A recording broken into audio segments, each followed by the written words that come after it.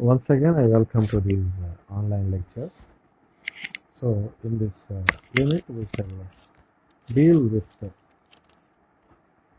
culture, educative process, learning environment, cultural congruity between house and school, సంస్కృతి విద్యా ప్రక్రియ, అభ్యసన వాతావరణం, గృహం మరియు పాఠశాల మధ్య సాంస్కృతిక అనుగుణ్యత, గృహం మరియు పాఠశాల మధ్య సాంస్కృతిక అనుగుణ్యత. వాస్తవానికి ఒక సమాజంలో లేదా ఒక సంఘంలో మరి వ్యక్తులందరి జీవన విధానాల సమ్మేళనమే సంస్కృతి అంటాం. అంటే మనం గమనించగలిగితే according to Ralph Linton, so the cumulative concept of the life styles, attitudes and values of all the people in a community is culture. Ralph Linton ప్రకారము ఒక సమాజంలోని వ్యక్తులందరి జీవన విధానాలు, వైఖరులు, విలువల సమ్మేళన రూపమే సంస్కృతి. అందుకే సంస్కృతి అనే పదానికి సమానార్థం ఏంటంటే కల్చర్.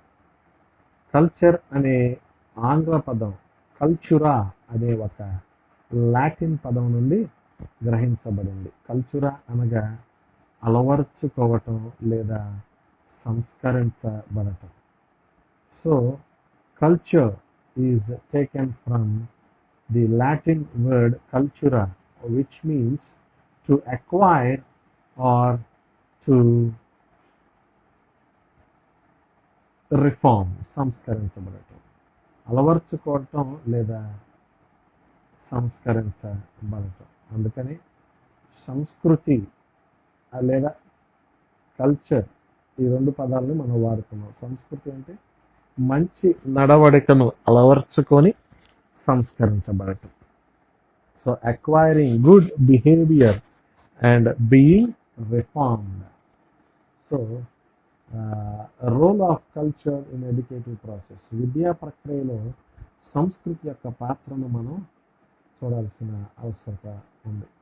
ఒక సమాజంలోని విలువలు, విజ్ఞానం, సంస్కృతి, విశ్వాసాలు, సాంప్రదాయాలు, నీతి నియమాలు ఇవన్నీ కూడా మరి మనం గమనించగలిగితే అనేక విధాలుగా మరి విద్యా ప్రక్రియను ప్రభావితం చేస్తూ ఉంటాయి. సంస్కృతి విద్యపై అనేక రకాలుగా ప్రభావం చూపెడుతూ ఉంటుంది.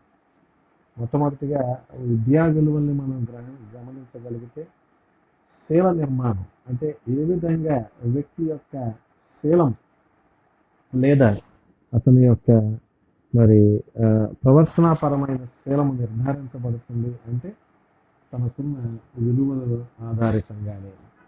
So building up of character, how a character is built, nothing but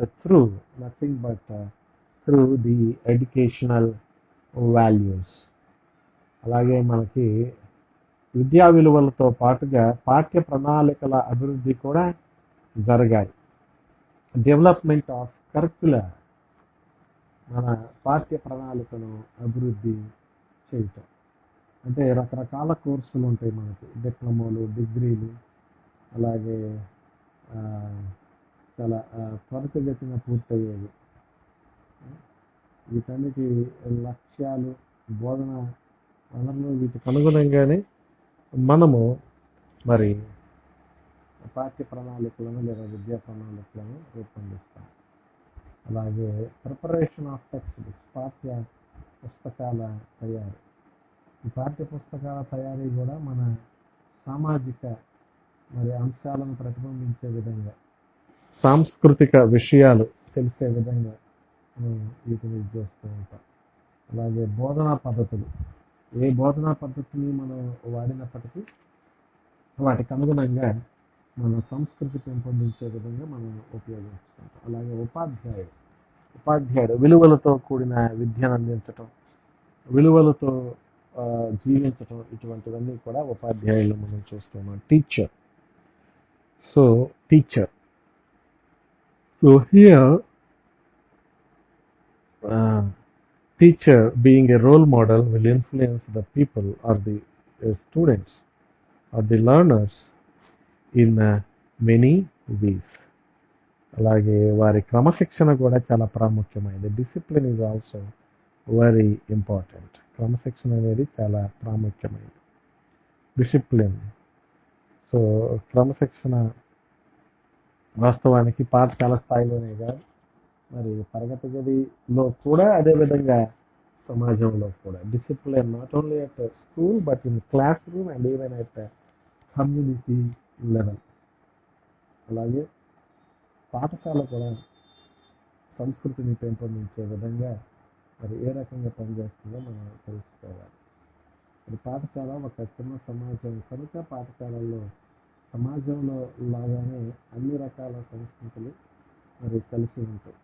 so admixture of many cultures, so as in community. సో వీటి మధ్య సమమేళనం, హార్మోనీ జరగాలి. అంటే వీటన్నిటిలో భిన్నత్వంలో ఏకత్వం లాగా, అంటే unity in diversity. You can observe all these things. So మరి పాఠశాలల్లో సాంస్కృతిక అభివృద్ధికి నిర్వహించాల్సిన విద్యా కార్యక్రమాలు మనకి జాతీయ విద్యా విధానం, అలాగే కార్యాచరణ పథకం, national policy on education and even programme of action have formulated many strategies to uh, develop or to uh, enhance programs or educational programs for cultural development. పాఠశాలల్లో సాంస్కృతాభివృద్ధి. దీనికోసం మరి పాఠశాలలో జానపదాలు, సాంస్కృతిక చిహ్నాలు, పురాణ గాథలు వీటన్నిటిని పెంపొందించడం, మరి book clubs, hobby clubs, film clubs, literary clubs, అలాగే అక్షరాస్యత, పారిశుద్ధ్యం వీటన్నిటి గురించి, లిటరసీ, క్లెన్లీనెస్, వీటన్నిటిని మన సాంస్కృతిక వారసత్వంగా మరి విద్యార్థులకు మనం బోధించాలి. అలాగే మరి ఈ సాంస్కృతికాభివృద్ధిలో